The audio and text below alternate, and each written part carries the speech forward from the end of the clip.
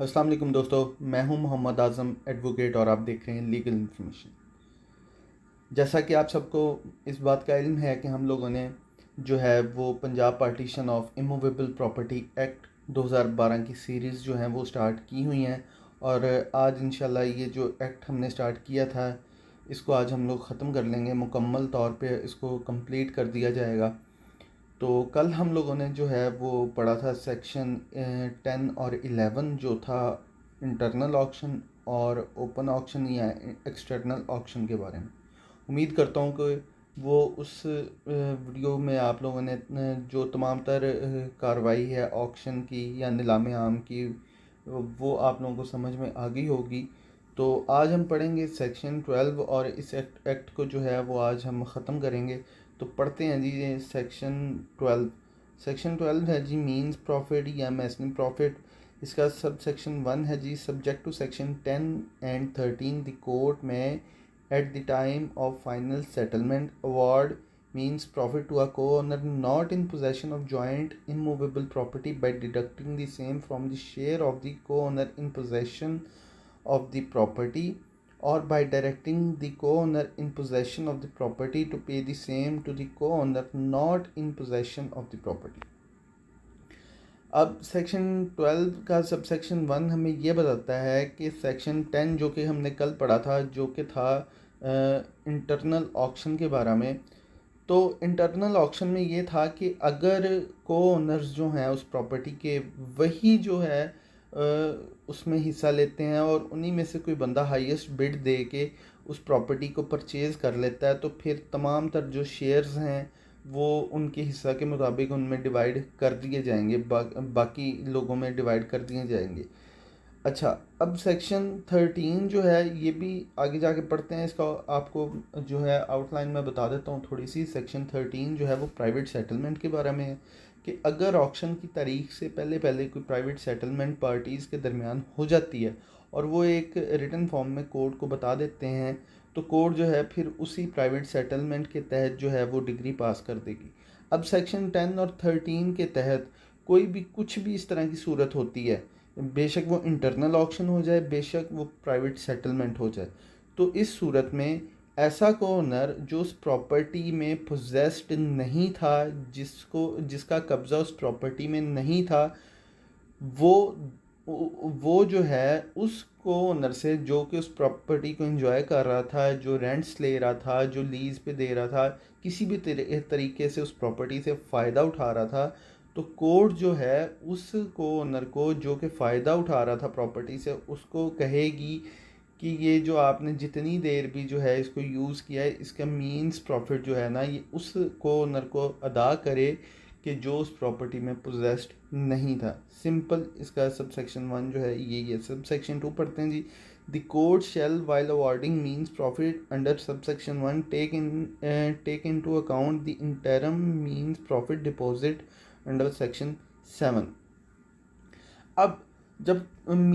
जो means profit है वो उसको देने का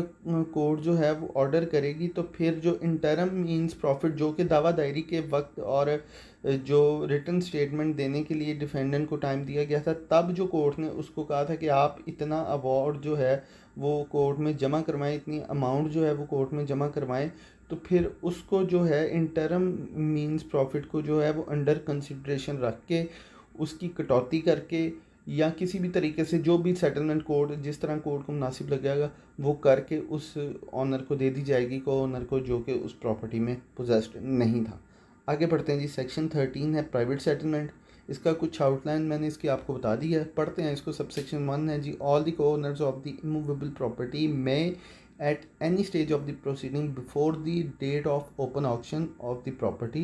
submit a private settlement in the court। कि तमाम तर को ओनर हैं वो किसी भी वक्त ओपन ऑक्शन की डेट से पहले पहले वो एक प्राइवेट सेटलमेंट जो है वो कोर्ट में जो है वो फाइल कर सकते हैं, सबमिट करवा सकते हैं। सबसेक्शन 2 है जी if the co-owners submit the private settlement under subsection 1 the court shall pronounce judgment and decree in terms of a private settlement and cancel the order of the open auction if already passed. तो sub section 2 है जी कि अगर तमाम तर को owner जो हैं वो प्राइवेट सेटलमेंट सबमिट करवा देते हैं कोर्ट में, तो फिर कोर्ट क्या करेगी, उसी प्राइवेट सेटलमेंट जो को ओनर्स ने सबमिट करवाई होगी उसके अंडर ही एक डिग्री और जजमेंट पास कर दी जाएगी, और जो ओपन ऑक्शन का जो ऑर्डर पास किया होगा कोर्ट ने तो उसको कैंसिल कर दिया जाएगा। आगे लिमिटेशन आ गई है section 14, the limitation the limit for disposal of A suit. अब ये सूट अगर फाइल होता है under Punjab partition of immovable property act 2012, तो इसको कितनी इसकी लिमिट है कि कितने टाइम तक जो है वो इसको डिस्पोज ऑफ करेगी कोर्ट। सब सेक्शन 1 है जी, the court shall finally dispose of the suit under this act within 6 months from the date of institution of the suit, failing which the court shall submit the case to the district judge with cogent reason seeking extension of time for disposal of the suit। अब basic law तो इसमें यही है कि court ने जो है वो 6 माह के अंदर अंदर इसको डिस्पोज ऑफ करते हैं, लेकिन अगर कोई इस तरह की कन्वीनियंट सिचुएशन नहीं है या किसी भी वजह से उसको एक्सटेंड करना पड़ जाता है कोर्ट को 6 माह से ज़्यादा, तो फिर वो जो है वो डिस्ट्रिक्ट जज को रेफ़र करेगी। उसमें एक कोजेंट जो है वो रीज़न होनी चाहिए, मजबूत रीज़न होनी चाहिए, तो उसकी फिर जो है वो डिस्ट्रिक्ट जज साहब जो है वो इजाज़त देंगे। तो उसको मींस के कोर्ट ने जो है अपने सीनियर जज के जो है सीनियर कोर्ट जो होगी उसके इल्म में रखनी है तमाम तर प्रोसीडिंग अगर एक्सटेंशन में जाते हैं। Subsection 2 है जी, the district judge may subject to such condition as he deems appropriate to impose grant extension in time to dispose of the suit taking into consideration the facts and the circumstances of the case। जैसा कि मैंने आपको बताया कि वो जो court होगी जिसमें ये सूट फाइल होगा, अगर वो एक्सटेंशन चाहती है तो वो डिस्ट्रिक्ट जज साहब को जो है वो रेफ़र करेगी, फिर वो डिस्ट्रिक्ट कोर्ट जो है वो इसकी तमाम तर सर्कमस्टांसिस को जो है वो अंडर कंसिडरेशन रख के फिर वो उसको एक्सटेंशन का टाइम जो है वो आगे प्रोवाइड कर दिया जाएगा कोर्ट को। आगे सेक्शन 15 है जी सेक्शन 15 है, subject to this act the provisions of the court shall apply to any proceeding under this act, कि तमाम तर जो इसकी कार्रवाई है सूट में जो भी कार्रवाई होगी वो इस एक्ट के तहत ही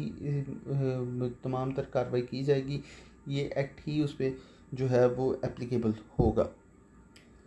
आगे इंस्ट्रक्शंस ऑफ हाई कोर्ट है, लास्ट सेक्शन है इसका 17 पढ़ते हैं जी। Repeal sub section 1 the partition act 1893 is hereby repealed without prejudice to any previous proceeding in a suit, the suit for partition of immovable property pending in any court under the repealed act shall be proceeded with and decided by the court in accordance with the provision of this act। अब जो पहला partition act था वो 1893 था, फिर इसको repeal कर दिया गया 2012 में दोबारा। तो इसमें सिंपल ये कहा गया है कि अगर